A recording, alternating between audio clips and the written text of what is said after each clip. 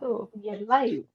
Uh, Hello everyone, welcome to the channel. Today we are discussing themes in fantasy books and why do they matter. I have three wonderful people who always highlight thematic elements of every book they read in their reviews. So I let them introduce themselves to you. I think at this point you all know who are they, but go ahead, Philip. Yes, so I'm Philip Chase, and I have a YouTube channel that is all about fantasy. I explore fantasy, and I'm particularly interested in this discussion because one of the premises of my channel is that fantasy is a genre that has many works that are very much worthy of critical exploration, and a lot of that does involve looking at themes. So, yes, I'm excited to be here, and thank you, Anita, for having me. And I'm really looking forward to chatting with you and Joanna and Evie. Evie? All right. Oh, okay. Counterclockwise. That's how that works. I'm Evie. If you know Anitha, I think it goes without saying that you know me because we are the same person. Joking aside. Joking aside, my channel is She Was Only Evie. My whole identity is Simon Jimenez, so please read The Spear Cuts Through Water and The Vanished Birds, and then check out my interview with the author, which is the highlight of my life. Don't tell my husband that it's even better than married him. So, yeah, that's it. That's it. I hope he has a sense of humor. I already told him that to his face, and he was like, "Seriously?" And I'm like, I mean, you have tattoos of the books on your body. "It's true. It's true. Wow. It's true. I don't have Wow. tattoos of my husband's name on me, so it's a little less. Anyways, enough about that. Anyhow, hello, I'm an assassin elf named Joanna from the channel Joanna Reads, and I love themes. And it's funny because I was just having a conversation that was somewhat adjacent to the conversation we're having today over with Murphy Napier and Bookboard. And afterwards, I talked to them and I said, you know what I realized? I really focus on themes a lot when I read. And they were like, yeah, you do. And I guess that's what people have reflected back to me when they watch my channel is that I do tend to talk about themes quite a bit when I'm talking about a book. Now, whether I do a good job identifying themes or talking about the themes, I don't know, but it is something I'm constantly trying to examine and explore when I read. For some reason, it's just a passion of mine. It's something that I enjoy. It gives me joy when I'm reading a book and I'm able to identify themes and explore how the author is approaching a theme. I think it's such a fun thing to do, which just shows you what a nerd I am in addition to being an assassin elf. So I am just honored to be part of this wonderful discussion with you all. And yeah, thanks for inviting me. When I decided to have this discussion, you three are the first people I thought of. So I mean, thank you all for agreeing to be part of this discussion. I did not study English or literature, anything. Reading is a hobby I learned by myself. So initially, I did not look for themes in any books. Actually, I just read the story and I am very character driven reader actually. I just follow character's journey, that's all. When I started watching you, when I started, I mean, watching booktube initially, especially you three, when you talk about thematic elements, I was like, what the hell are they talking about? you know Sorry. then I read Earthsea, I think in 2022. Earthsea is what Ursula K. Le Guin taught me what is theme actually. I realized while reading her books, especially first two books, what is, I mean, I learned how to notice theme-based books rather than characters or plot.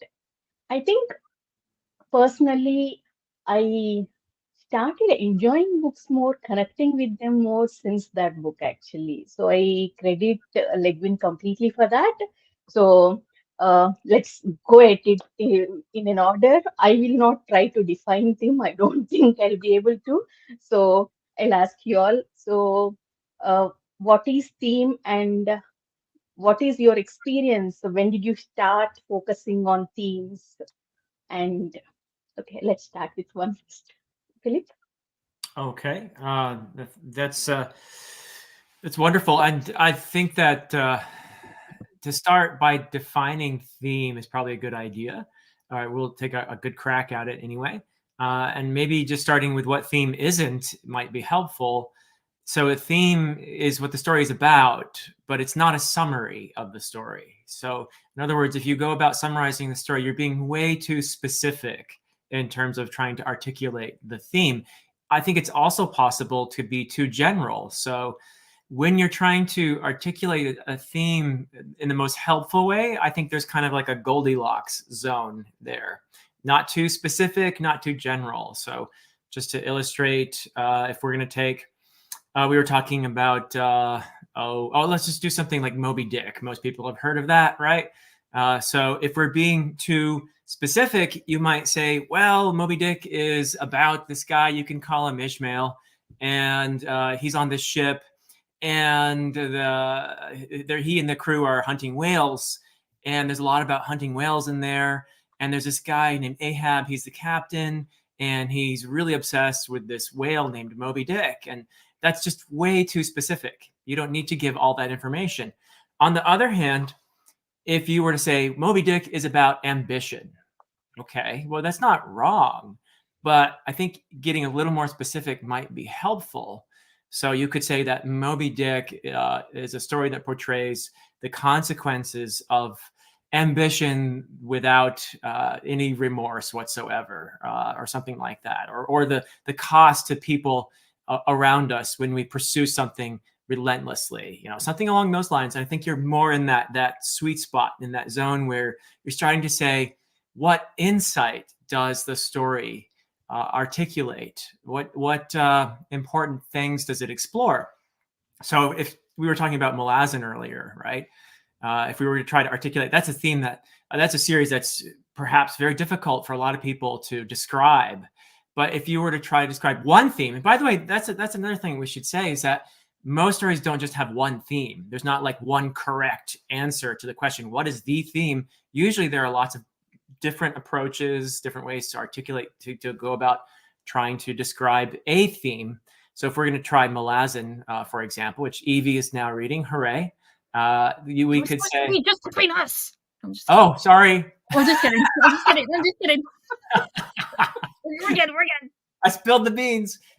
So Edie will find out that the Malazan Book of the Fallen is a story that, now you could just say it's about compassion, but that's again too general. You could say something more like Steven Erikson explores compassion through the exploits of the Malazan military and the machinations of the gods, in a story where compassion often leads to moments of connection and understanding, something along those lines. And I think that's really imperfect, but that's more along the lines of beginning to articulate a theme that could apply to the series as a whole. I'm sure we could do a much better job if we were just, to sit down and try to write it out, but that's the idea, I think, for the most part. So what insights, what things does the story explore?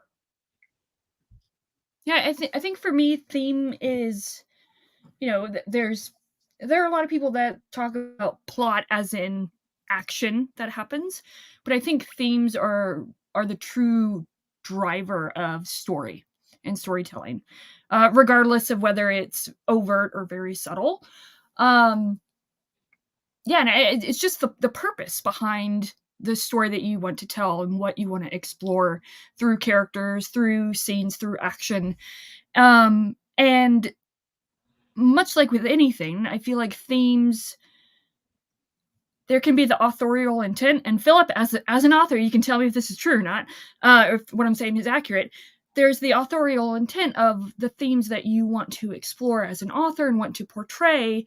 And then there's also the themes that, the reader interprets. So the intent might not have been for the reader to have, see a theme in this particular character, this particular scene, what have you. but really that kind of dialogue within the text, or with the text, between the author and the reader, this kind of common ground, really makes the themes that much more what's the word I'm trying to use? Much more effective and like impactful, at least for me. So, and I think theming is it adds so much depth and meaning to a story for me, and that's why I particularly like theme. I don't want to say theme driven novels, but I like exploring themes in the literature I read, even if it's something as like bombastic and action driven as, I don't know, nothing is coming to mind right now, but there can be themes even in those very action driven narratives. It's just what you want to look at and what you want to get from it. So there's a very much an active participation in theming, I think. I think that's why I love it. So I agree with all the above statements that Philip and Evie shared about theme. I Okay, so I guess I'll give my background a little bit, since you did ask about when we started to identify theme in literature. So for me personally, when I went to graduate school, and at that time I was not reading a lot of fiction, I I did a lot of qualitative research. And qualitative research, it's very different than quantitative research, which is more numerically driven. Qualitative research is more looking at questions of how and why rather than what. And when I was doing a lot of qualitative research, I did a lot of coding for my own research, which they have programs now to do coding. But at the time, I did like handwritten coding. So the way that I did coding at that time was I would do a lot of interviews with participants in my study, and then I would do a lot of field notes where I'd observe them in specific situations. In qualitative research, not to go on off a tangent here, but you're usually working with a theoretical framework. So, for example, I worked within the theoretical framework of self efficacy in music instruction. And when doing that, when doing those interviews, obviously my questions were geared towards that question, questions pertaining to that theory, and I was observing with that theory in mind. But as I was coding my data, I would look for themes, what are called emergent themes. So I would look for either recurrent phenomenon that would happen within my notes or within the interview, little things I would notice, I would just write it down. I'd write it down in the margins usually.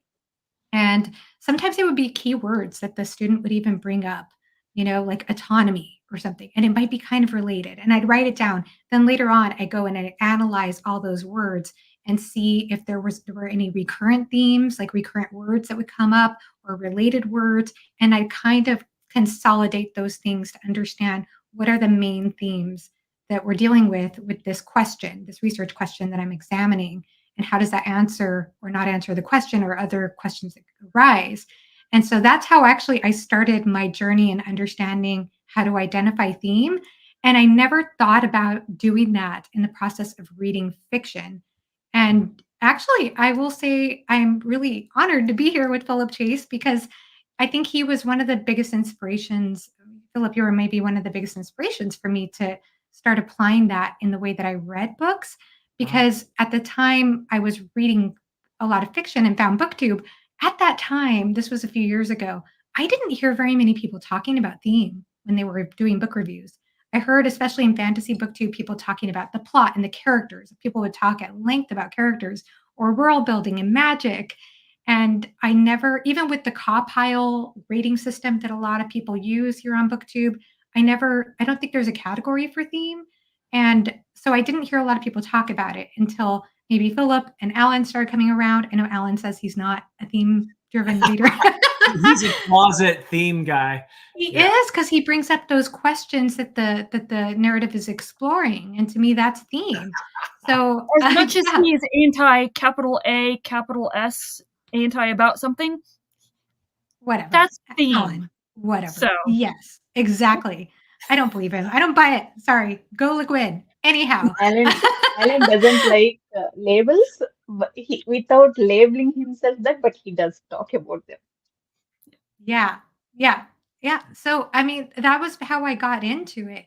And I think the other thing that also catapulted my interest in starting to explore books thematically was when I got into Malazan Book of the Fallen. And at first, I loved the first book. Before I started BookTube, I loved Gardens of the Moon. And I liked Dead House Gates, but I kind of struggled because I just wasn't sure because it was so different than the first book. I wasn't quite connected to it in the same way. I wasn't really sure what it was doing. And then it wasn't until I watched Andy Smith's video on Malazan, a postmodern critique of the fantasy genre, where he explained in that video, it's not that there aren't brilliant characters in Malazan. It's not that there isn't a plot or there aren't plots in Malazan in the books, but it's very much a theme-driven series. And when he said that, I had a light bulb moment, and it made me approach the way that I read the series in a different way. And that was when I found my footing in the series. That's when I started to fall in love with the series, when I started to look at it from that lens. And I think as a result of that experience, I've started doing that with most books I read now. But I usually identify the theme usually through what the character or characters, what they're grappling with. What are the conflicts that they're dealing with? Sometimes that gives me a hint. I'm not saying that's the only way to identify theme, but a lot of times that gives me a hint of what our theme is, what the main idea is. And usually these themes, as Stephen Erickson himself has said, these are aspects of the human condition. They're neutral in and of themselves. But when we start exploring them in narrative, we start realizing how complex they are. So if we're dealing like for example, with maybe motherhood as you're aging, for example, maybe there are some aspects of that that are easy, some that are hard for the character. And then maybe this other dynamic of the father dying adds another layer to that, So themes are, I think of them as very prismatic and complex. There are different angles. You could turn it this way and look at it that way. And that's when I usually enjoy them the most in books, and why I find so much fun, why it's so much fun for me to explore them. Long answer. I'm sorry. Actually, thank you for the detailed answer. You'll be a great teacher, Joanna, the way you explained, when you are talking about you're researching, how you go and research for these themes. It felt like you're researching to teach people, not as a student, you know. Oh, Uh, thank you. Thank you so much. Honored you One did other that. thing so, that's really cool about themes, too, if I could add one more thing, is that the themes are not that every author, as we said already, starts with theme and builds a story around theme. That is one approach, and there are many great approaches. A lot of authors will just start writing and won't realize the theme until much later, or may start with one theme in mind and other themes could creep in. Those things will happen. But often what you'll find is that all the other elements of the story, and you can't really separate these things like a knife with a knife or anything like that, but a lot of these other elements of the story will relate to and support the theme. So if you talk about the title of the story, often that's a clue as to the I don't know, I haven't read it yet, but I assume the spear cuts through water means something important, and yeah. Oh, so Malazan Book of the Fallen means a lot. You don't really entirely understand that until you get to the end of book 10. Yes, I totally agree. Titles Yeah. can mean a lot. They can tell you a lot about the essence of the story. So can the characters. The characters, when you talk about a character journey, often you're talking about the theme. You're talking about an epiphany, a change that happens to the character. It will almost always relate back to the theme. Or the setting often is a great way to approach the theme. When you talk about the world building and the setting and how it adds a kind of atmosphere of bleakness, that kind of thing. You could talk about that in terms of R. Scott Baker's, Second Apocalypse series. The setting is, I think, really intrinsic to the theme. So all these elements, the symbolism, if you find a good symbol, something that is repeated, Joanna mentioned the idea of repetition, that's often a signal. Okay, here's something I need to look at here. This symbol is a way for me to approach the theme. All these things can go back to theme. So I think of it as something as like the middle of a web, if the story is a web and the theme's at the heart of it. Yeah, I think kind of to echo what you had said earlier, Philip, of like themes are not just one thing and you can explore multiple themes in a text. Right. I think also, and this is actually where I come from in regards to like being a theme, enjoying themes in literature, is actually in college. I was an English major in college, and it was more critical of text, looking deeply into the text with the contextual, like historical context of when it was written, the biography of the author, that type of thing, but also looking at stories with particular lenses. So as an example, you can look at Wuthering Heights as, on face value, some people look at it as a love story. Anyone that says it's a love story is wrong. Or a revenge tale. And or you can look at it in so many different ways. You can look at it as with class themes. You can look at it with feminist themes. You can look at it with oh gosh, what's the word?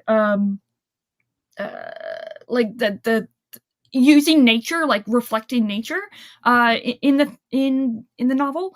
And there's just so many ways you can look at a single story, a single scene, a single character. It's not just, this is what I want to portray or this is what I want to read. It's all about, what are you looking for at that moment, and what is your focus at that moment?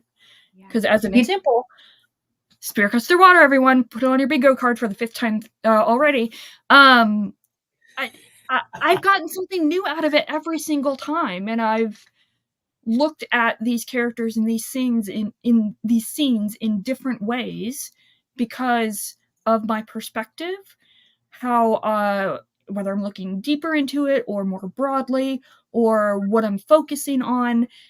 And nothing has changed on the text itself. The words have not changed. It's all about perspective. And I'm probably kind of beating a dead horse here, but yeah. I think maybe another good example of a book where the title is the theme, Pride and Prejudice. Yep. That particular book is brilliant too, at also bringing forth the setting, the social class dynamics, and seeing how Pride and Prejudice, like everything is in service to those themes.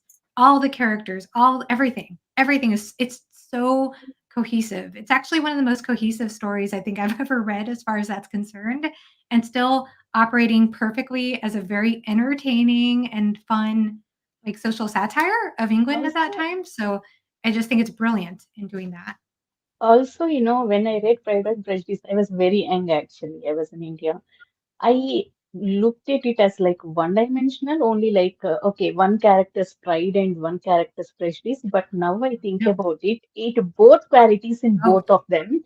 I did yes. not realize that when I read actually first time. That was now, I mean, one of the best books for me, Pride and Prejudice. It is brilliant in many ways. It's more than what it looks like. People say that, okay, it's like love story, or it's about finding a husband, but it's much more than that. One of the best books in terms of themes. So Okay, TLDR before I version. forget, Oh no, I was just gonna say TLDR version of themes is just read it smarter, people. So yeah, before I forget, I think 3 people already asked this question about found family. I think Tarnal first time asked, what is the difference between a theme and a trope? You know, uh, So I I think always go, go go ahead. ahead. Go ahead. It's okay. Okay, I was just going to say I think of a trope as being a kind of a pattern that you see again and again and again in storytelling, that you recognize this. Okay, this trope, the wise mentor, or the found family. The farm boy leaves, and has to go out in the big world, and etc.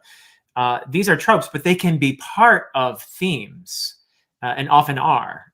So in the case of found family, you could say in John Gwynn's The Faithful and the Fallen, we see a found family kind of situation where the theme could be the idea that through loss and suffering, one can form bonds with one's found family and overcome great evil or something like that. So you can make it part of a theme. But I do think of something that's just found family. It's kind of what I was saying before about Malazan, Book of the Fallen. Yeah, you could say it's about compassion, but that's really too general, and you could get a little more specific in order to articulate a theme when you include more ideas in there. So I think of them as different things, but that tropes can be part of themes, I suppose. Yeah. I mean, I just keep going back to the Pride and Prejudice example, but there's a love triangle in there. There's the miscommunication trope. You have all the typical en- uh, enemies to lovers trope. You have all the typical romantic tropes in that story. But again, the themes are pride and prejudice and how those specific tropes are in service to that. So they bring it out more in a sense. Uh, So maybe I don't know. It's a really good question though, because it could. I mean, some people could be exploring, an anti-hero trope in the form of a theme, for example. I mean, I could see how they could be similar or connected. Yeah. Yeah. Speak of the devil, our closeted theme guy is here. Did you see that? No, I didn't see it. I missed it. Oh, yeah. Yeah, I love that theme too. Mhm. yeah, loyalty is one of my favorites. I think he might be. Oh, yeah, he's poking fun at me. Is Alan sending a message with that comment, you think? To me. To also me and to Anitha. Maybe to all of I us, don't 'cause know, we're in a Philip, what have you conversation done to without Alan him. lately that would cause him to respond I this way? did not do anything actually. So it's only you three You're targeting. having a discussion without him. You're hosting it. Oh, snap. Alan To knows be that fair, he we're always giving him join time me. to prep. So, Yeah. Yeah. Oh, he's outright naming you now. Yeah. So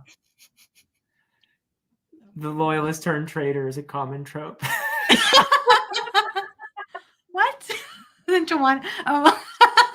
That's funny. You know, Alan, if you keep repeating that, I may end up believing that. So, Oh man. so okay, you all, is it are themes? Okay, before getting to the question, is it possible for a book not to have any themes? I mean, for personally, um, when I before noticing themes actually, when I read, suppose take Farsi trilogy, all of us read it. That was before reading Legwin, I think. I don't know what themes were there in that Farsi trilogy. I loved it. That is like my favorite trilogy in Realm of Elderlings. But I loved the world. I loved the characters. I loved everything. But I did not notice any themes in that when I read that.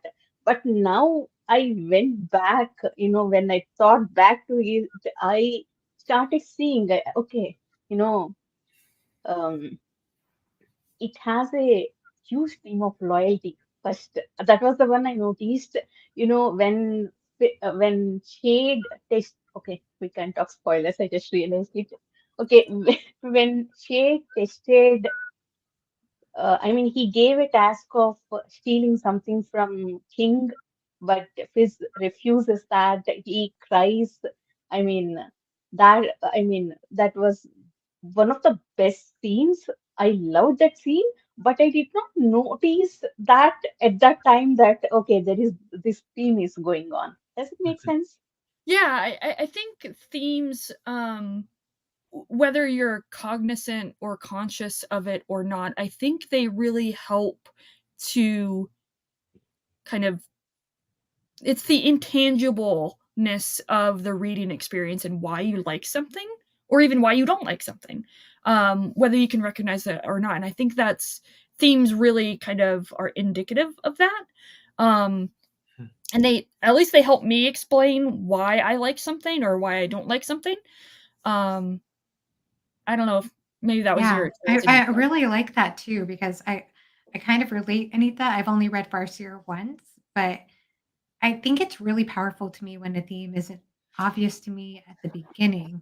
Um, but then when I think about it, it's like, wow, it was really there all along. And now that I see it, it kind of recontextualizes the way I look at a story. So while I do see the theme, for example, of loyalty in Farseer, I had a wonderful discussion with Evie and with Derry about this trilogy. And that discussion made me realize how prominent the theme of sacrifice is in that Mhm. trilogy. And I think it was kind of there, but not totally at the forefront of my mind when I was reading the series. And no spoil, I won't give any spoilers, but so I am going to keep it vague. But I feel like the series did an amazing job of showing that without Hobb pointing too much of a finger to it either, like, or explaining it too much. So I think what maybe you're talking about too, Anita, is that theme tends to emerge when you're looking at the whole of the story. And when you're in that moment, in that scene, you're not thinking, aha, there's the theme of loyalty. You're reading the entire story, and then you can kind of come back to these moments and realize, oh, there's a pattern. There's like Joanna said in the beginning, there's repetition of, oh, I think there's an echo. Okay, so we have loyalty in this scene. Oh, and what about in the scene between Fitz and, what was the first dog's name? I forget. But anyway, there's loyalty there, So there's Nosy, and then there's what's the other? Yeah, okay. Yeah. I love the dogs. So yeah, but you can see the patterns, the repetitions, and then you realize, oh, she's really exploring this theme here of loyalty. Yes, Smithy, I forgot. Oh my gosh. And then someone mentioned fatherhood. How many different relationships in the realm of the Elderlings from beginning to end are about fatherhood? And I can name probably at least 5 off the top of my head, and there probably are many more. And that is something that obviously Hobb is exploring. We see that in many different, and that's the cool thing is you get many different facets of it. Spoiler free. We're not spoiling anything.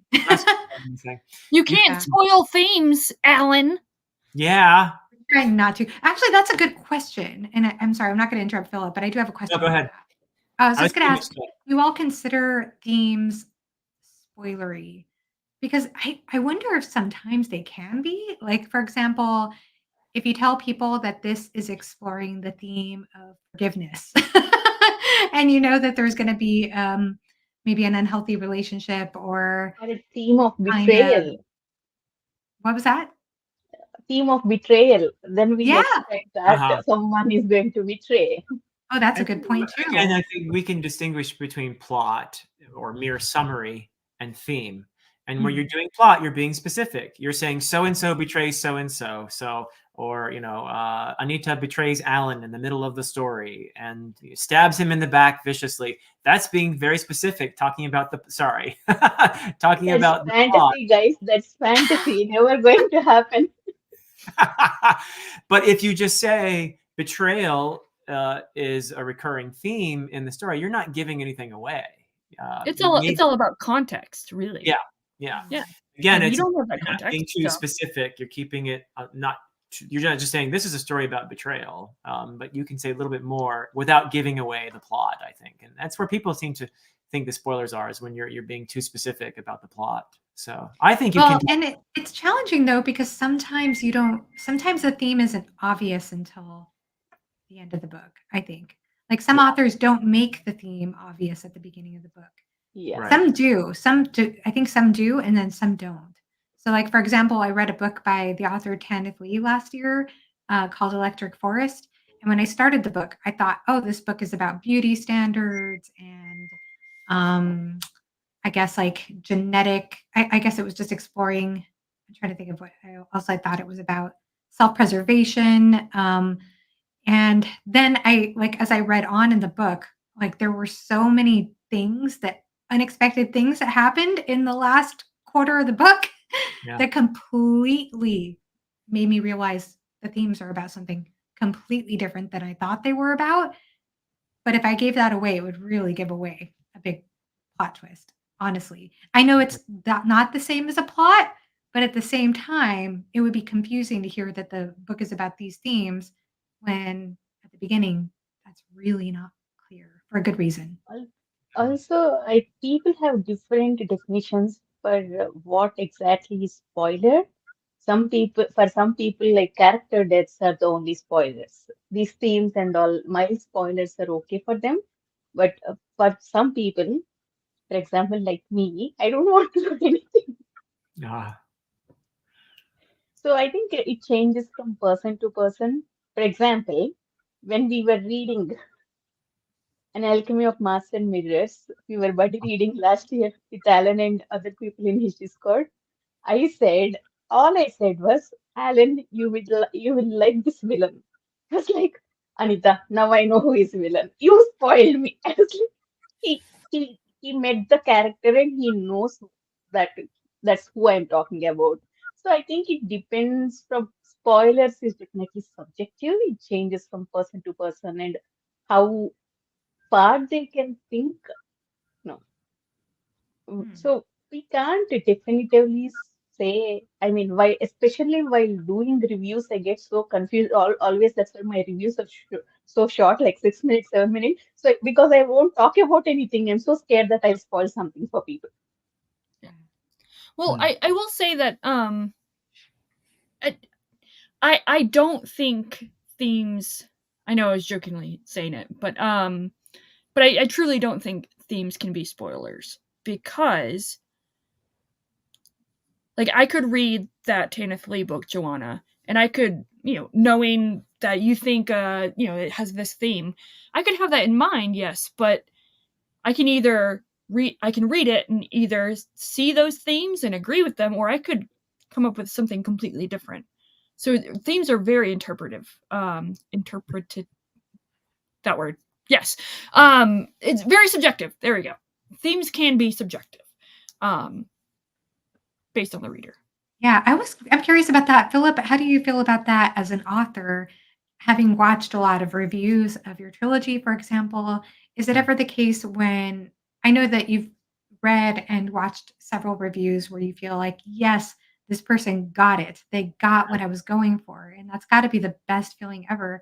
But has it ever been the case where someone has had an insight about your trilogy and maybe even a thematic interpretation that wasn't your initial intent, or not something that you even thought about, but that you could get behind, and maybe yeah, I would be curious about that. Yeah, absolutely. I mean, I had I don't think it's a spoiler to say this, but my third book is where it sort of picks up where a lot of people feel like the ending of the second book is where a traditional fantasy trilogy would end, and a lot of people are, well, what happens in the third book? So I think I'm doing something maybe a little unusual in the third book in examining, well, what does happen after the day is saved and the war is done, and et cetera, et cetera. What happens afterwards? And that's what I was interested in exploring. And someone recently asserted in a review that the main theme of book 3 is forgiveness. And I thought, wow, I actually never looked at it that way. And I think that's a wonderful way to look at that. I obviously knew that there were moments in there that were important to me in exploring that theme of forgiveness. But I hadn't had it pointed out to me before that this was something that really connected the story in a bigger way. And so that's an example. Again, I think we mentioned earlier how authors,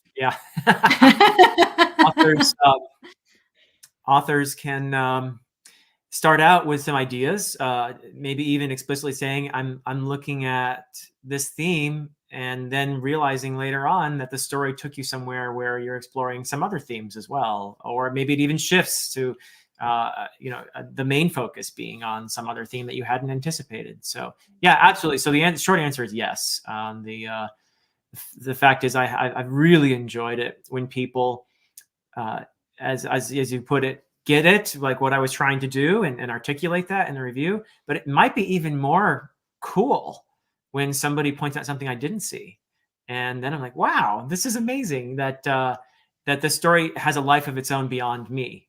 So that's kind of what we mean when we say the author is dead. Yeah. So, yeah. It doesn't invalidate what you think and what you were going for, but it also leaves room where other people can have their own interpretations or relationships with your story. Yeah. So the author is undead in this case. Like a zombie who, Resurrection author trope. Okay, another question I want to ask is, I know, Jana, you talked about it in Murphy's video, subtlety versus heavy-handedness of themes.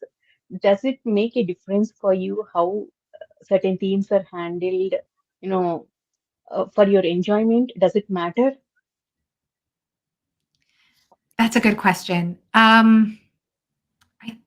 It's hard to say. I know we were talking about that in that discussion in terms of themes that are more overt and themes that are more subtle. I do tend to love it when I can't, like what I was saying, my experience with Farseer, where I saw the theme of sacrifice like come forward after finishing the story. Like, whereas I saw loyalty before and I saw some of those other things before, but when I saw it from this broader context, like it just got me very excited. Um, I love that potential. I love that potential in a story to see things in different ways. And like I said, it's not even just that, it's also seeing the complexity of that, like how it works in this instance and how it works in that instance, how it's not just driven to you through one way in the story. That's usually my preference too. But as far as like that's concerned, I don't know. I just really enjoy when themes, like I said, have complexity. So, like for example, this discussion. This is why I love having discussions like this, because chances are by the time we get to the end of the discussion, I'm going to have more questions about this topic than I did when I came in.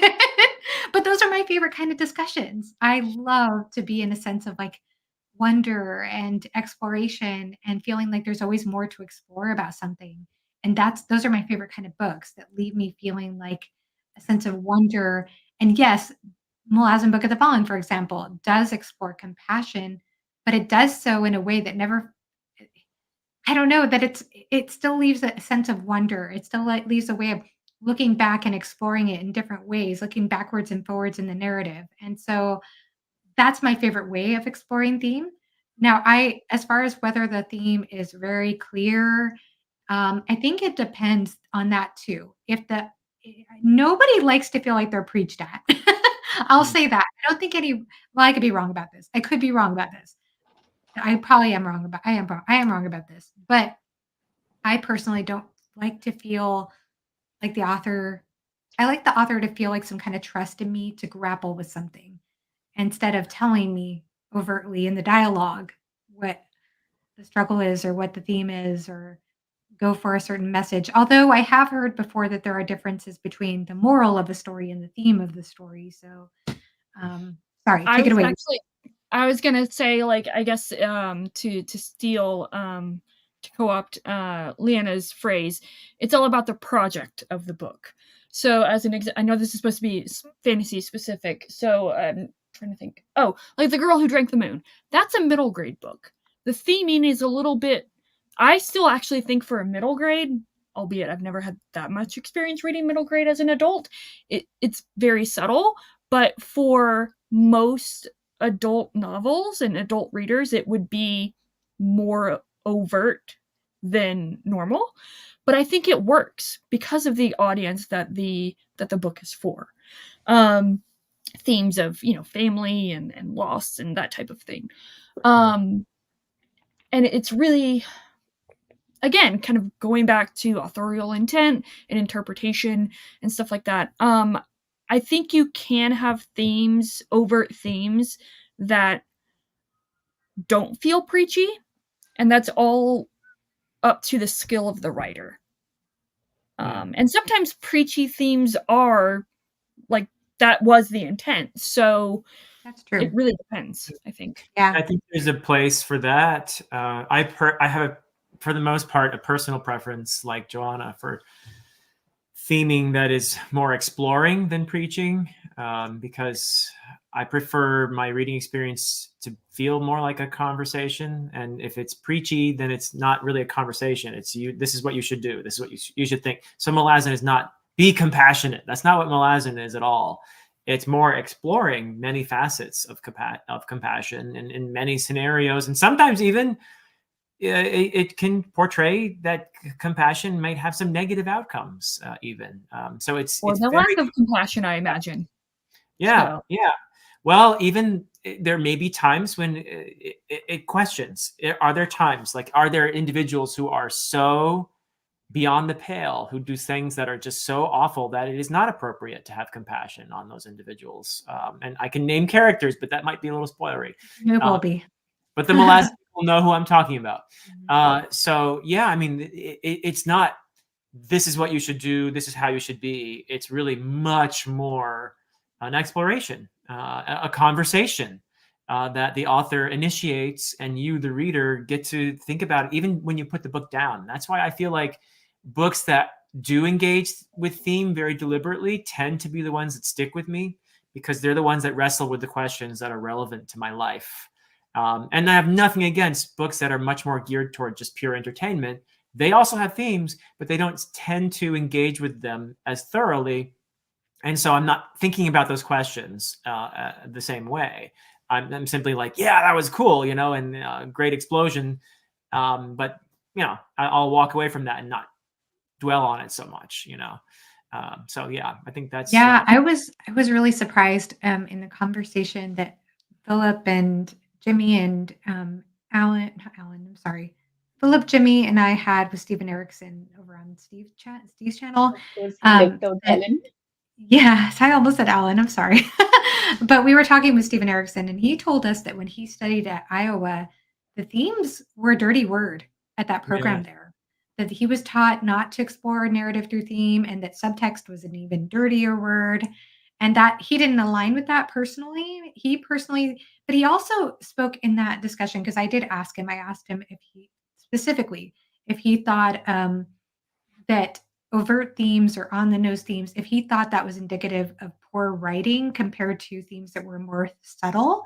Because in the Molas, and I know he's talked about burying his themes or making them the invisible rock, if you will.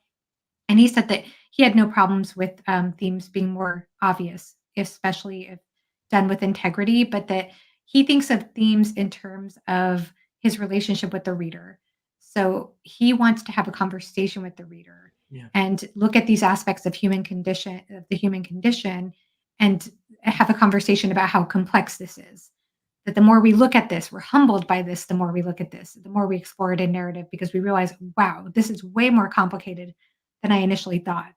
And so that's kind of the relationship he wants to have with his reader, rather than to be one where he's telling the reader how to think or explaining things, educating the reader, if you will, putting himself in the educational role.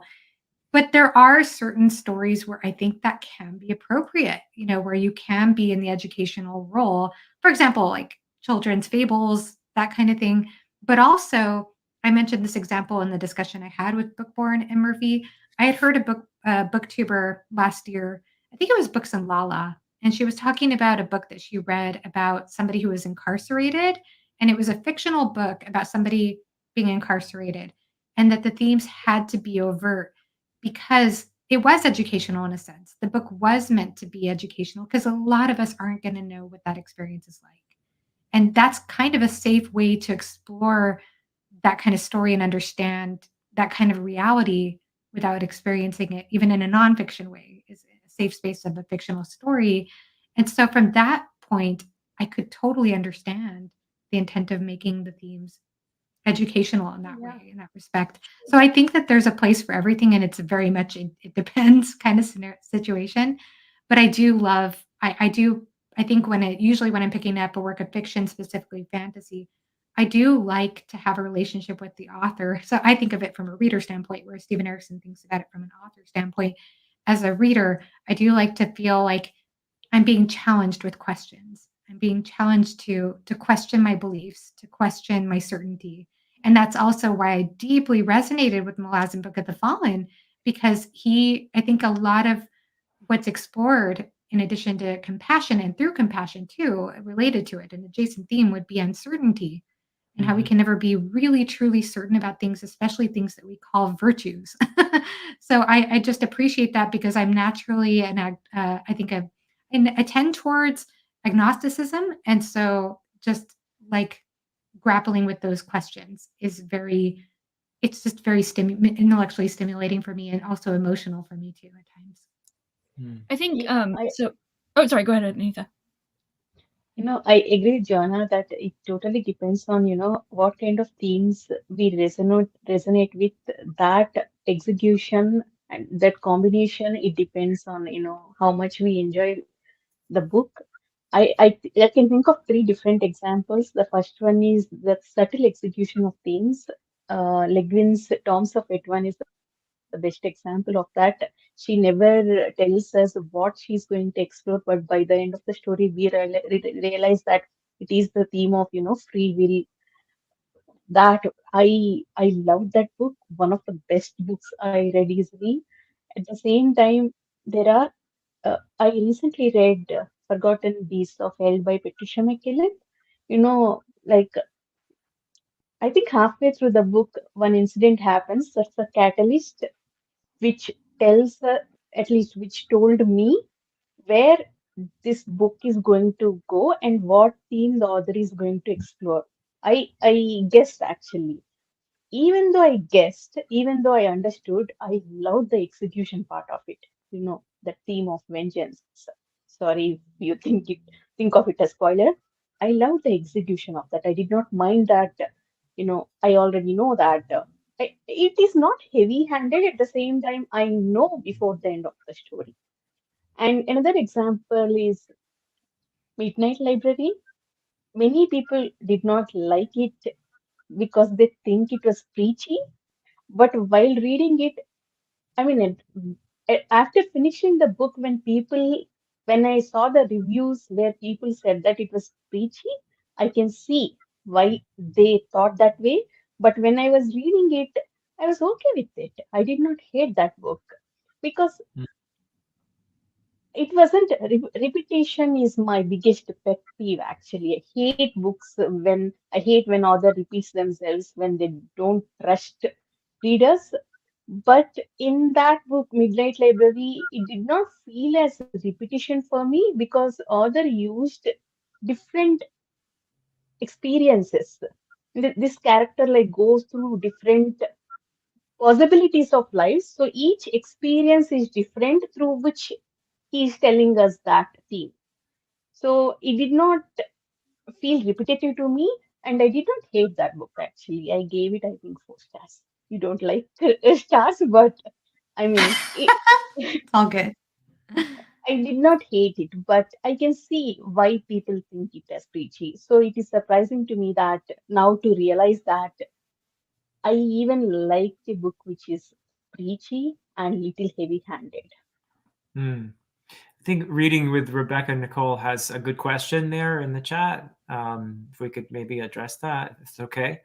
So I think that message of the story is a type of theme. It's not the only type, but it is a type of theme. In other words, if you like Aesop's fables or something, you could have a story of there's two crabs walking on the shore, and the mother crab says, "Stop walking funny," to the baby crab, and the baby crab looks at the mother crab and says, "Well, if you walk straight, I'll walk straight," And then the moral of the story is, don't be a hypocrite. All right, so there's the theme, right?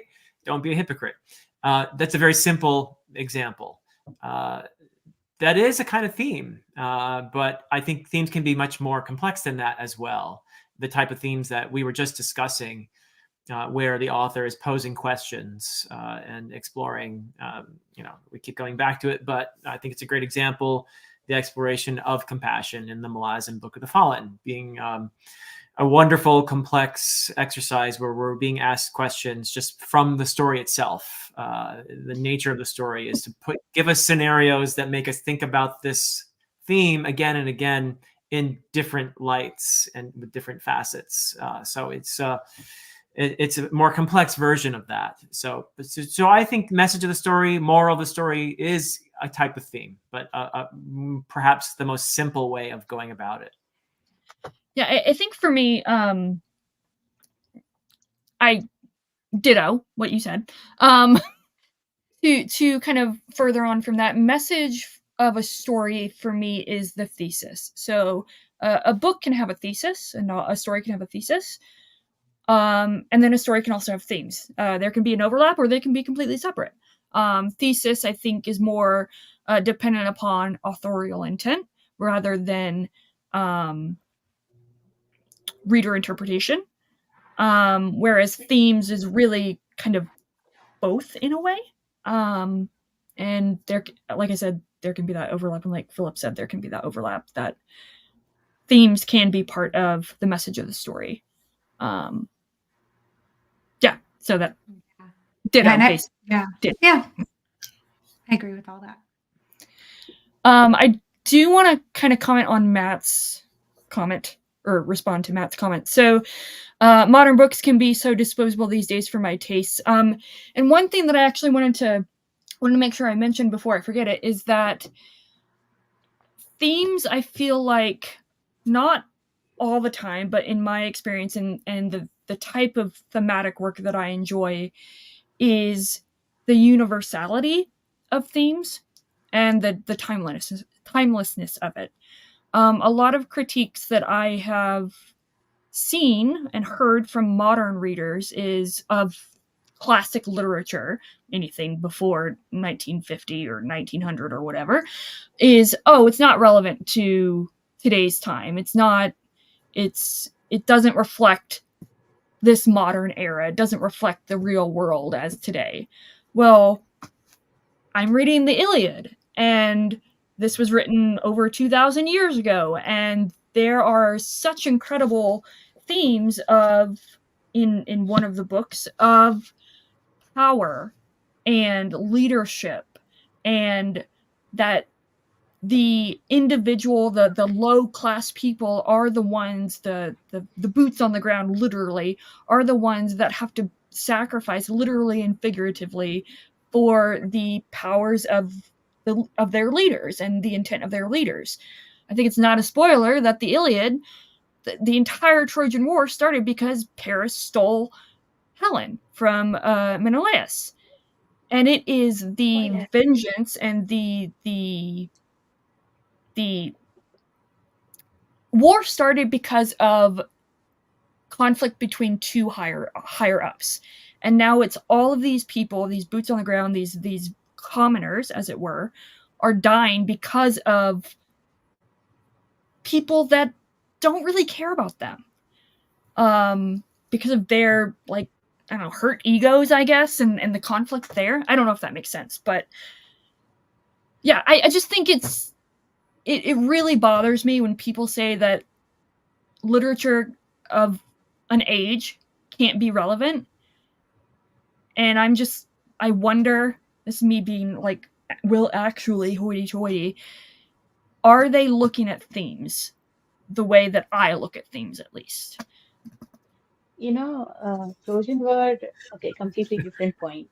The example you brought up has that single act has multiple themes hidden in that, because they went to war against Greeks, right? Or Troy, who is the different Paris from, okay, whoever it was. One person's pride was hurt, that the other person's ambition, his ambition for power, and for other people like Achilles, everyone else who involved, it was their duty. They all made a promise that they'll defend. Yeah. So I think there are many themes hidden in that single act. Now I'm realizing it. I'm very impressed. I just had to remark, because he made me laugh, Matt's comment that sounds like the Iliad is kind of ripping off Game of Thrones. And it's an insightful and funny comment, because I think he's pointing out that these themes are universal. They speak to the human experience across the centuries. And I think that's just fantastic. And that is another reason why I think we call certain stories classics, is that they continue to speak to us. They're not done saying what they have to say. And the Iliad is a great example of that. It's a classic for a reason. Yeah. Yeah. Okay. On the same topic, I think most of it we already covered in a different way, but are themes important for you to connect with the story, or how important is it for you to resonate with a particular theme to enjoy the book? For me, resonation with a theme isn't as important as recognizing the theme. Like, I am not a mother, so I don't necessarily resonate with themes of motherhood, but I can recognize that and empathize with. I guess it's more empathy rather than resonance. I know there's probably a fine line there, but I don't necessarily have to experience the themes that are being explored in any way to be able to appreciate them. I would That still say that's a form of connection, though. If Yeah. you're empathizing with it, you're connecting with it. It Sorry, might I not see be. resonance as like experiencing that type, the type of theme. So this may be just me outing my ignorance in regards to definitions of words, but Well, yeah. No, I understand what you mean, but I think I love that about story. I love that if it can get you to examine a perspective that you may never know. Like for example, even we were talking about Farsi earlier, Robin Hobb is never going to have the experience that Fitz had exactly, probably. Let's But hope not. Yeah. yeah, but she was still able to explore that perspective. She was still able to explore, and she probably won't know what it's like to be a father, but she explored fatherhood beautifully in that trilogy. And I love that. I love that, especially in a song too. I mean, because I love music. I love it when an artist can, like one of my favorite songs when I was younger, um, was a song by the band Pearl Jam called "Elderly Women Behind a Counter in a Small Town." That's the title of the song. But he's Eddie Vedder, who was this gorgeous 20-something-year-old rock musician in Seattle.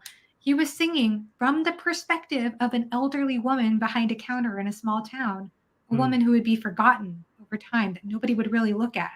And he made me feel empathy for this old woman. And I was a 14-year-old girl. I didn't know that experience, but I felt it and I resonated with it and I empathized with it. But I think that that's the power of literature. That's the power of story, that we can connect to perspectives that we might never experience. Yeah. I Yeah. think I think that engaging with themes is a way to appreciate the story and in a way help the story stay with you. A couple people just mentioned Beowulf, and since they did, I get to talk about Beowulf. So that's a story where you could read it very superficially as a dude, goes on a quest to slay monsters. Okay, that happens, but that's not the theme. That's the summary of the story. That's too specific once again.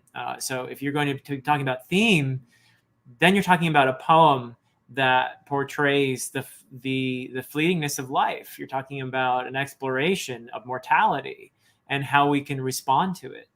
And it's coming from the perspective of a Christian poet looking back on his pagan ancestors with a sense of their nobility and their struggle and the ultimate futility of their response to the question of mortality, which is, Beowulf's whole deal is, I'm going to do great deeds so my name will live on. And, from the Christian perspective, that might appear to be very noble and cool, but ultimately futile, right?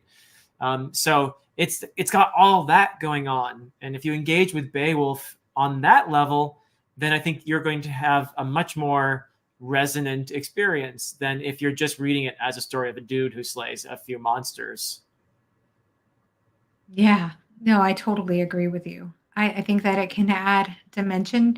I think the interesting thing is you can connect to a story and not be aware of what the theme is, and feel a very deep emotional connection to a story.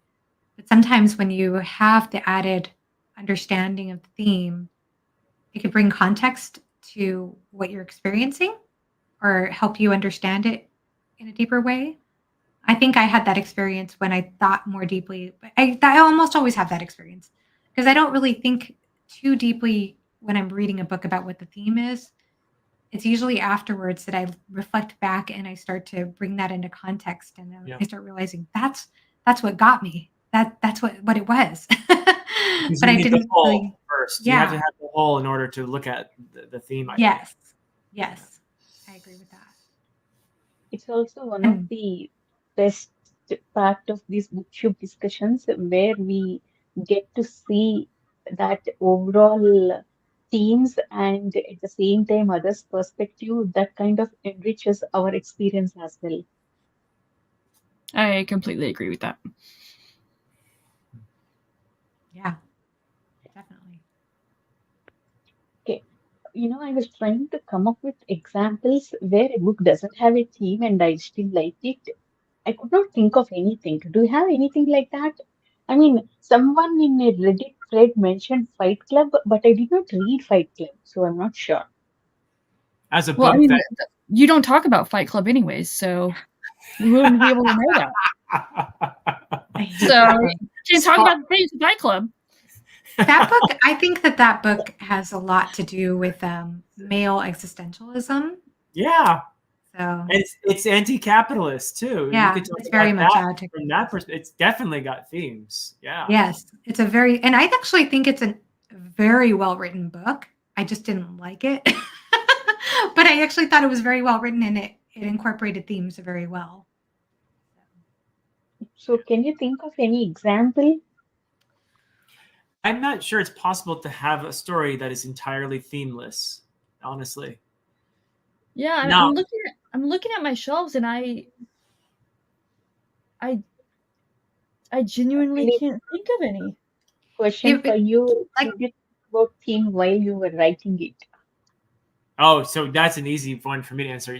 I definitely had themes in mind that sprang from my own life experiences of traveling and living in different cultures and discovering other perspectives. That's stuff that I wove into my story very deliberately from the beginning. But then, as I said, as I wrote, other themes sort of just seep in and they become even more important. So it's a mixture, really, of intention and discovery on my part as I was writing. So yeah, I'd say that's probably, I'm guessing, I can't say for sure, but I'm guessing that's how it works for most people who write stories, that a lot of times you're discovering the themes as you write. And you may start out with something in mind and you might follow through with it, but other things tend to have a way of creeping in. Yeah. So That's what I've heard too. Actually, I looked up a couple of videos on themes just out of curiosity before this discussion this afternoon. And I mostly found like film writing videos.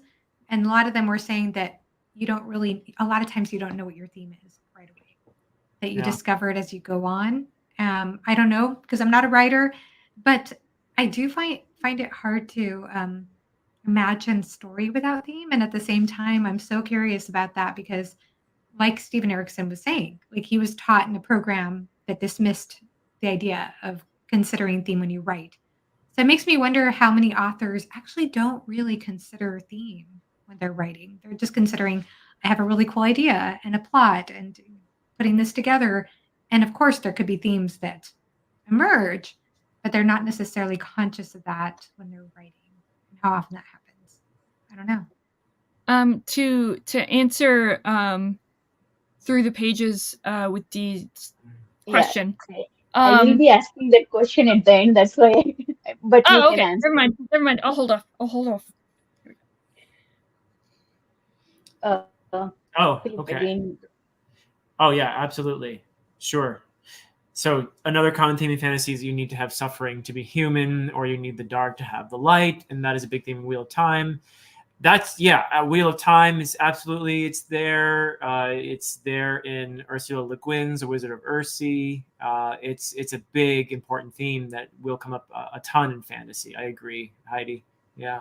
What is that? Oh my gosh, Chiracosa or something. That phrase that Alan mentioned that Joanna, you said that's used in like art, like general art as well. Like chiaroscuro.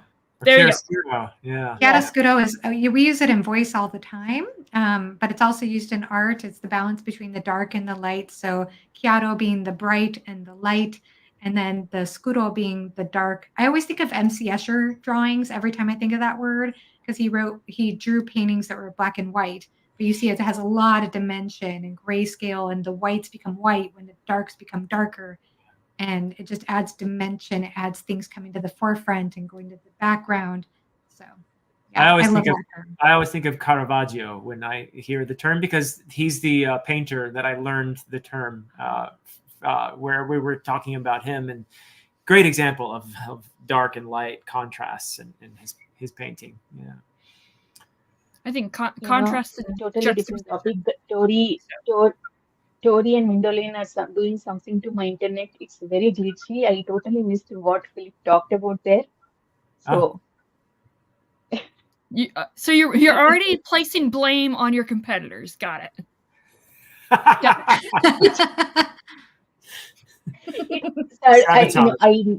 I never had an internet problem from, I don't remember it from past 2 years. Today it's happening. It keeps glitching. I'm missing your sentences.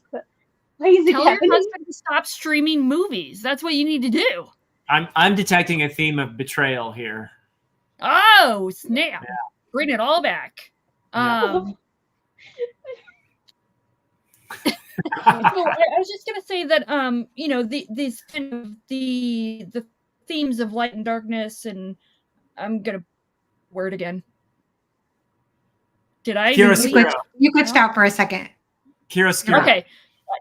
It happened on my end, so I was like, did it happen for everybody else? To make sure I mention it for the upteenth time, you got to work to catch up to Malazan, though. It's true. That's true. When I had my discussion with the author Simon Jimenez of The Spirit Cuts Through Water and The Vanished Birds, he talked about like using juxtaposition to explore aspects of really anything. And I think that's a really great way to explore themes, is having juxtaposition in the story. And again, you can do that as overtly or as subtly as you would like. And I think that's a great. Oh, when I Spirit Cuts Through Water, Spirit Cuts Through Water, Spirit Cuts Through Water, Spirit Cuts Through Water, Spirit Cuts Through Water. Okay. When I made the 8 now, we're good. When I made the thumbnail, those speech bubbles are there, right? I added power dynamics for Philip and Joanna. My first instinct was to write compassion there, but then I thought Alan always tease, Malazan readers, so I don't want them to think that I'm mocking them, so I changed lettering there. Now I'm regretting it. I should have mentioned compassion there, because we already talked about that like 15 times. Yeah. Are we at the question now about our favorite themes? Is that Go ahead. Yes, we are. Yes. Favorite themes and more themes you want to see. What themes you want to see more in fantasy? So this might sound like a joke, but seriously, apparently it's not a joke. Well, Pete made the joke, but it's not actually a joke. When I read The Spirit Cuts Through Water this past time, I really like the theme that I really picked up on this reread is how debatably evil people can be good. Like, doing good is not always for good people. And Pete made the joke of like, so it's Malazan 11, book 11. Because of compassion. I'm like, oh, come on. He's like, no, seriously. That's why you're rereading Malazan? That's why? Sure. But it's also Kevuary. So Kev, if you're in the chat, I'm reading Malazan because of you. For good or for ill. But my favorite themes, to answer the question, is actually I think it's just connection. Like, and seeing how the connection between people or with nature or the universe, whatever, how that's explored in various ways and by various authors, and how I come to the story and experience the story and connect with the story. There are a lot of, I guess, unintentional themes of connection that I made there. And I think that's just my favorite theme is connecting and connection. Yeah, that's definitely a favorite of mine too. Yeah, that's definitely a favorite of mine. And it's one reason why I love Malazan, also why I love Realm of the Elderlings. I think that's a wonderful series for that sense of connection, how we're all in this world together, in spite of the fact that we tend to think of ourselves as individuals. We really are part of everything. So that's something I discovered. It's interesting when you write a book or series, that's when you discover which themes you're obsessed with, really, I think. And because it does tend to be the case that most writers have themes that they come back to again and again and again. Most writers have their standard themes that they just keep exploring and they want to know. And so that's one for me for sure. And also, I think the dichotomy between faith and doubt is another one that is huge, obviously, for me. The setting of my trilogy is a holy war, so that's one that I definitely. Alan, you hear that? Yeah, Holy war. Holy war. Yeah. So so connection, faith, doubt, mortality, and compassion and love. They're all, I think, themes that, I mean, they're some of the big ones, really, that we tend to see a lot of stories about. And I don't think we'll ever be done telling stories about these themes. We just have to find new ways to explore them in new stories. And that's what it's all about. There's no new tale to tell. We just keep finding new ways to tell the tales. Yeah. So that's the beautiful thing, right? Is that two books can explore the same theme, but in totally different ways. So I think for me, a theme that comes up for me, and it's funny because I just had this revelation, I think, right before this discussion, because I was thinking about Stoner by John Williams and Malazan Book of the Fallen, The Crippled God. And I think something that really is profound to me is exploring the experience of being somebody, the unwitnessed people, the people who do their job and make choices, difficult choices that are not seen on the battlefield, or that maybe are and they never will get seen by history, that will never be remembered, but their lives still matter, that every person lives a bigger life than they know, that we all affect each other, that we all have significance, even if we'll never see it, even if nobody else will see it. And so that's something that was very profound to me in Malazan Book of the Fallen, and very profound to me, Stoner by John Williams, in addition to that theme of compassion. And I think compassion is one that I will never get tired of exploring, because compassion is far more difficult, I think, than many of us realize. Like, I took a whole course on compassion at the end of last year. And the more you explore compassion, it's not like, oh, just have compassion. It's hard. Compassion is hard. And self-compassion even can be very hard for many of us, even in the West, as the Dalai Lama has said. So, so those are themes I never get tired of exploring as well. So, but I mean, I also love stories about agency, like whether we have free will or not. And I love all types of stories and all types of themes. So I never want to confine myself to one kind. I do love loyalty as well, and the dangers of being loyal without discernment. That's a fascinating theme for me as well. But definitely the one that I said about that ties Stoner and Malazan in my mind, that would work, I think, brilliantly for me. I'm so offended, Joanna, you didn't mention The Spear Cuts Through Water. It wasn't in regards to like the small stuff. I thought it was a brilliant book, but I literally got the asides and the choruses of these small. I did appreciate that. Like, yeah. Okay, you are all showing your books, so I need to show mine now. It does actually address that. You're absolutely right, Evie. It does address that. Speaking of loyalty, you haven't read the book yet. And also, Philip, you haven't read the book yet. I'm just I have. I win. I have it. This is going to be buddy read for Philip and me. Okay, we will read it one day.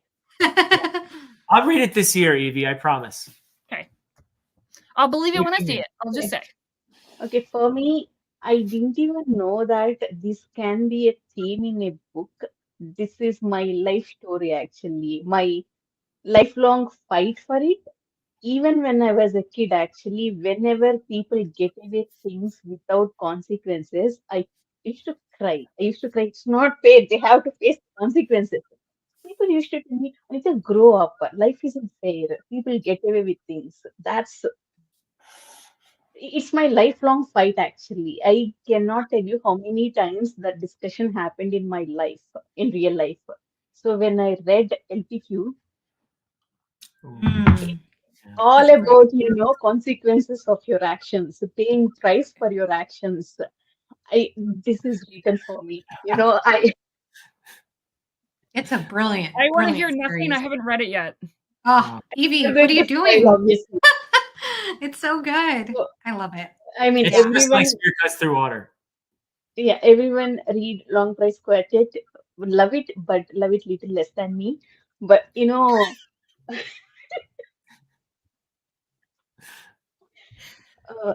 if there is any book written for me, this is the book actually. I did not even know that this can be a theme in a book actually. Abraham did what I wanted all my life.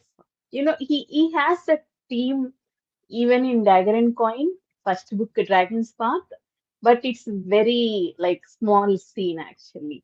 But it's not like the whole book is about that. Everyone read this one. And then I also like loyalty. That is one of my favorite themes. I am, as Alan famously, notoriously say actually, he is loyal even when it hurts him. So I am also like that. So I love exploration of loyalty, exploration of complexity in that loyalty, even when sometimes it can hurt us. Oh, And yeah. I also like rebellion. That's like one of my again my every time I was like I won't accept. I will break this rule. That is my avatar actually growing up. So these are my Anissa truly is Alan's loyalist because those are all things Yes. Alan loves. So No, but I think that it's actually a betrayal because she's trying to steal the title Long Price Profit from Alan. There you go. She won. Alan, did Sorry, you hear Alan. that? She's going to take the title. Yeah. Plot twist. Speaking of betrayals, Who's your Alan is the favorite- one messing with your internet. Yeah. Who's your Oh, favorite character in that, by the way? Just out of curiosity. an LPQ? Oh, Yeah, an LPQ. I want to ask Anita. I read prologue in Shadow in Summer. By the end of the prologue, Ota became my favorite character. That strength to give up something important for your principles, that is very, very Oh, okay. important to me. Got it. Yeah. I love Ota. Oh, even There are to no locks on hell. That's a quote that he says or has a revelation about that. Hmm. even till date, Ota is my favorite character in fantasy. Abraham is my favorite author. LPQ is my favorite fantasy series. Not one of the favorite series, like top. Really good series for like showing conflict Right. and everything. Every character has such. He does such an amazing job of showing the conflicts that each character grapples with. Yeah. Yeah. So good. Giving you a sense of an entire life, really, in a very short span. Yeah. Those are not long books, but somehow you feel like you've lived a whole life alongside those characters. Yeah. It's well done. Yeah. I think we already talked about our favorite books as well, but my next question is like recommendations for themes actually. It's not like best themes or favorite themes, but what are your recommendations in terms of thematic elements? What do you think? Where do you think like they are best explored? And also, um, uh, to answer this question, I think classic suggestions also, classic recommendations, both your favorite recommendations and classic suggestions. That's a huge question. And Yeah. it's vast. That's So okay. sorry. I think Um, you're going to hear us tell you about our favorite books right now. Is probably. I mean, Philip and Joanna are gonna say Malazan. I'm gonna say Spirit Cuts Through Water. We're done with that. I want to say other than Malazan and Space Through Water, and I forgot it. But go ahead. Realm of the Elderlings, I think, would be a great one. If we're talking fantasy, then Realm of the Elderlings for sure. I think. Also, Joanna and I are buddy reading Janny Wirtz's series, The Wars of Light and Shadow. Massive series for theme. If you want to get into really nuanced exploration of theme, that's a great one too. Especially like justice versus compassion and Definitely. If you want something that's not 10 or 16 books long, The Bear and the Nightingale, Winter Night Trilogy. And you can just read this book. And I think it's got a lot of depth and great thematic exploration of religion and feminism, and I don't know, it's just, there's a lot of layers here that it's very simply told, not saying simply and negatively. It's not necessarily as complex as some other literature. Again, that's subjective. Complex is subjective. But I would suggest this as a Beautiful writing. I love that. Yeah. I love her writing. I think it's beautiful. Yeah.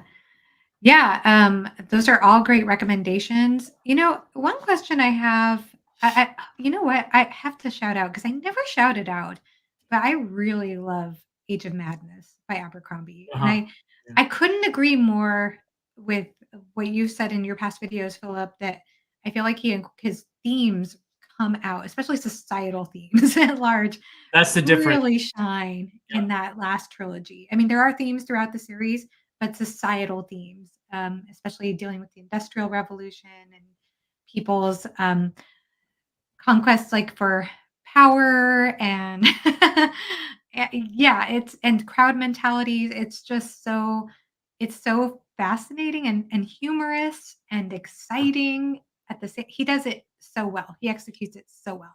He's the modern fantasy writer I would compare most to Charles Dickens, actually. Oh, And really?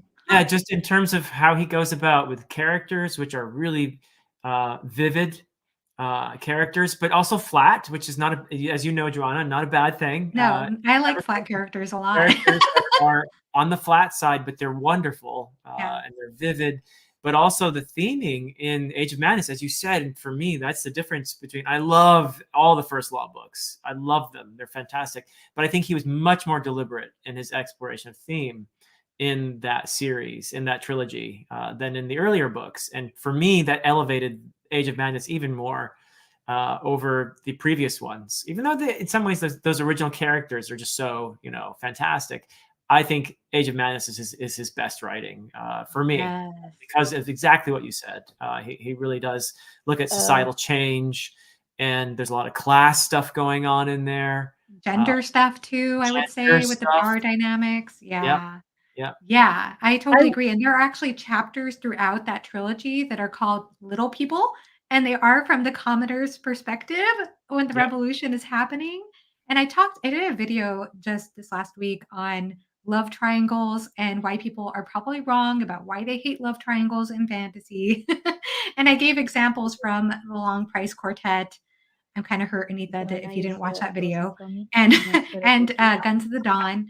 But I did I did feel like I really missed out by not talking about Age of Madness, because there is a potential love triangle that happens in Age of Madness that is brilliant, hilarious, and is so perfectly incorporated with the power dynamics, with revolution, with the Industrial Revolution, like everything. With the collapse of monarchy or the fragility of monarchy. It's it's so fun. It is so fun. So if you want a good time and entertaining read that does it all, I think Age of Madness is brilliant at doing that. But also, of course, Malaz, Book of the Fallen. And actually, this is maybe I guess there could be a difference, because a lot of times we talk about science fiction and we say science fiction is about ideas. Yeah. How is that? I guess I could see how ideas can be different than themes, but a lot of times they're interconnected in my mind. Very much. But I would say The Dispossessed by Le Guin, one of my favorite reads, if not my favorite read of the year so far. To me, that particular book does a brilliant job of exploring. I think one of the themes that is maybe explored in that particular book is it's grappling with whether we can own ideas and whether ideas should be private, especially concerning like capitalism versus a society that's dystopian, utopian, where everything should be shared and there should be transparency for everything.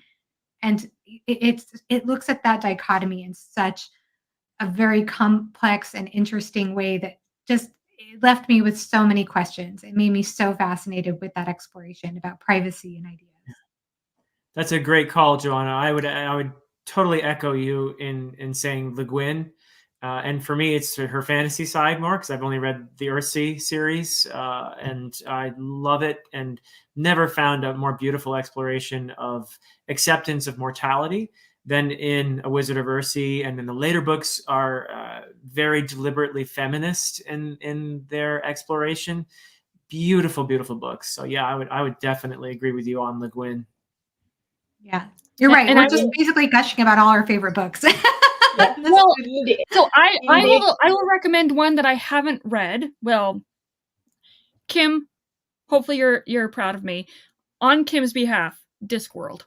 I would recommend Discworld. Oh yeah, good one, Evie. From everything that I've heard, like he really balances themes, and I mean it's 40 books, so you're gonna get a wide, vast variety of thematic explorations through various plots and characters and stuff like that. And I've only read 2, but I really loved the way he did it, especially with the humor, again, with the absurdity. Brilliant. Yeah.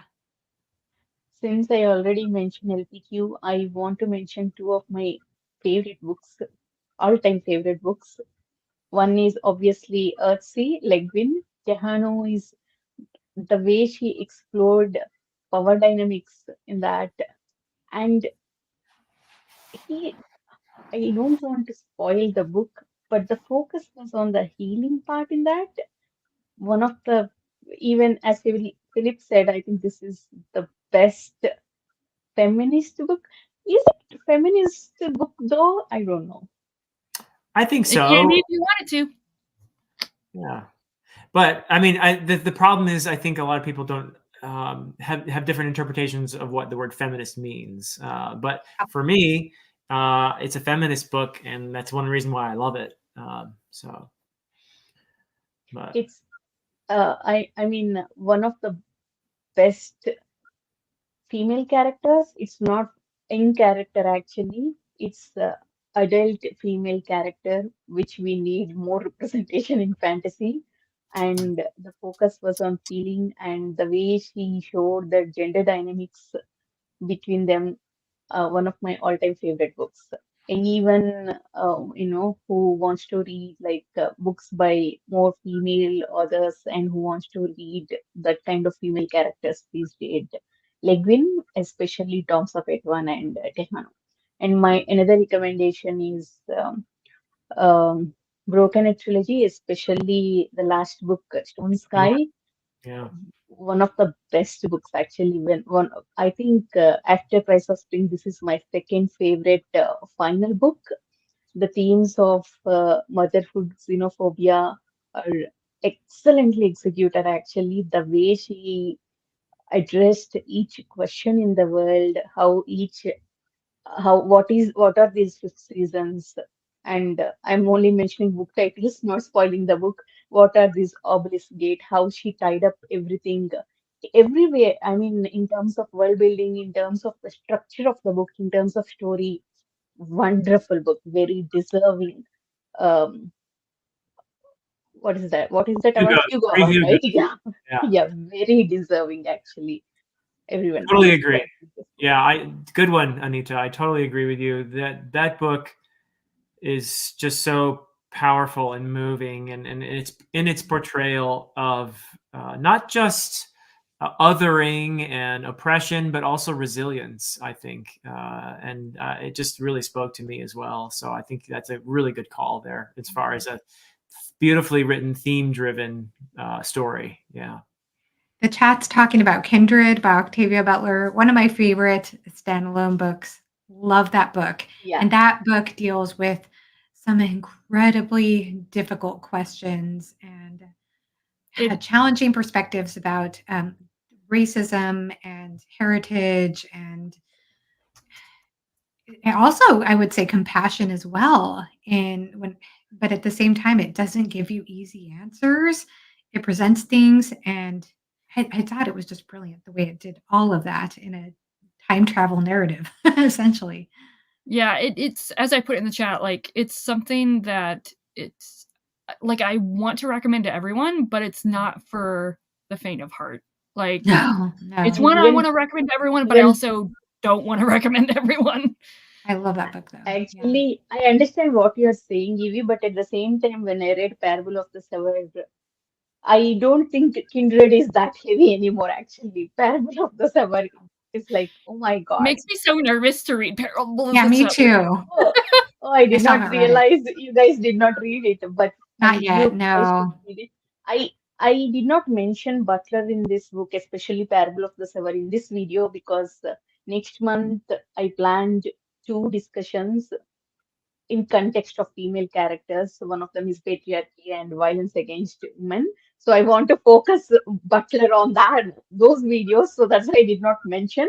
But yeah, I mean Butler is also her execution of themes are very focused, very like goal oriented. At the same time, I mean, the way Butler, how do I say? See, suppose I cannot take violence. I mean, you all know, I mean, Evie knows very well how I responded to some incidents in Realm of Featherlings. I had this visceral reactions. I cried for like weeks, months for some scenes. I cannot take violence much, but Butler's execution of violence, the way she focused on characters' actions and the way she moves on, like, okay, that's done. Let's move on to different scene. She kept me focused on the plot and what she's doing with her themes than the violent scene. Actually, I was like, I appreciate her so much. Yeah, I have a lot of respect for Octavia Butler, for sure. So Just stay after one book, tuned, I need to read everyone, more. for that conversation. Yeah, thank you. Yeah. Okay, then I think we need to wrap up before I'm late for my Jeopardy. I Uh-oh. want to make my wonderful tea before that. So, You can't be uh, late because that would be construed as another betrayal. What is the yeah. thing that you have going on? What's the? It's Book Jeopardy. Oh, Book Jeopardy! Is that today? Yeah, Oh, at Yeah. 4. okay. At 4 In o'clock? 20, Yeah, I might be on yeah, the in- next Book Jeopardy, by the way. Ooh. Hey. I I just got a know. message today. We'll see. Oh. I'm going to be humbled, but So, whatever. Philip One for the and team. Jana, and any classic suggestions? Oh, I thought it's classic means classic books. Now I understand. So never mind. My English reading Oh. Yeah, comprehension. we'd be here forever. You would Yeah, miss I don't know. I don't Jeopardy. know that any classic book omits themes, right? So, Yeah. A Frankenstein by Mary Shelley, Rebecca by Du Maurier, Pride and Prejudice Rebecca. by Jane Austen. Wuthering Heights. I already Those talked are about just some Wuthering favorites Heights. that come to my mind. Yeah. Persuasion. We're talking about 19th century writers. I don't think you can beat George Eliot for incorporation of theme. Oh, wow. For me, yeah, I think she's just brilliant. She's my top 19th century novelist. Yeah. I think I I read couldn't get into her. So. Oh God, I'm so happy. I read some book you guys mentioned. I can't remember the name. Frankenstein? I can't remember the title. I can't remember the title. I read something by George Eliot. Was it Middlemarch? Adam Bede. Mill on the Floss. Mill on the Floss. Yeah. I don't remember. Oh, okay. It's okay. All We right. can Which move on. any don't even particular remember. recommendations from that author? Because I have not read anything. Middlemarch is like her big, I think, like Literally and figuratively. It's yeah, huge. that's her. It's a big book. If you want something much shorter than Mill on the Floss, it would be. Silas Marner. That's the book. There. Oh, okay. Yeah. Yeah, Okay. she's brilliant. Okay. Any I'm not the final most well thoughts? read. Sorry, go ahead. No, I'm just asking any final thoughts. That's it. Oh yeah, I was just saying I'm not the most well read when it comes to classics, but I'm trying to catch up. But the last book I read was Rebecca, which I think could be considered classic. It was written in the 1930s. It My is buddy read that classic. with Andrew from Andrew's Wizardly Reads, and we had such a blast with that book. And it has fantastic symbolism in it. It's a great Gothic tale. great Gothic story. So I'm so mad that it took until now for me to mention it.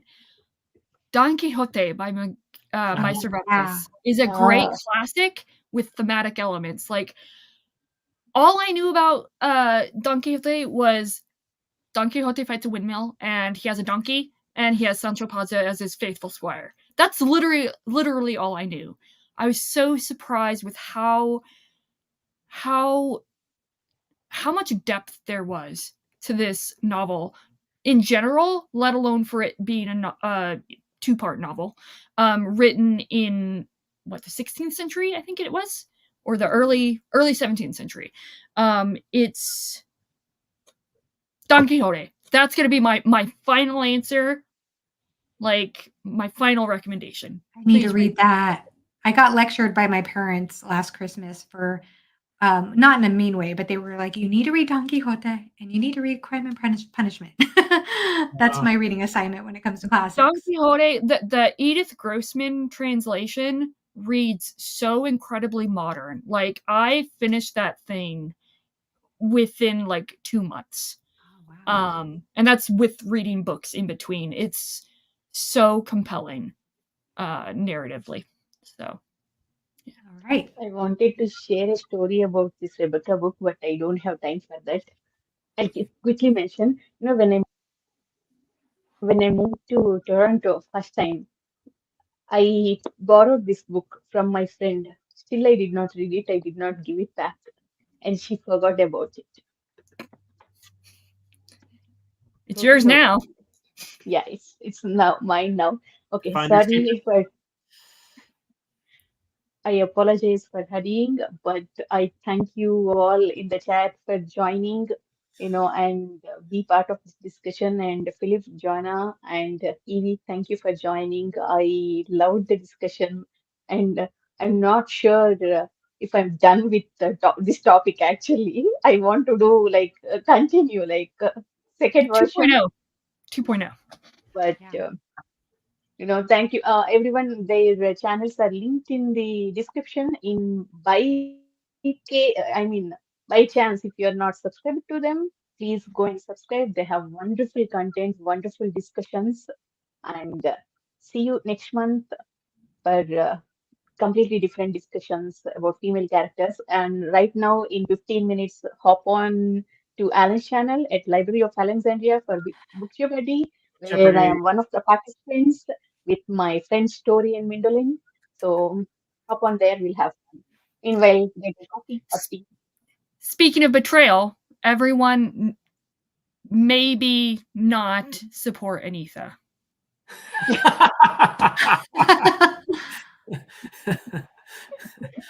Okay. Thank you, everyone. Bye. Bye. Bye.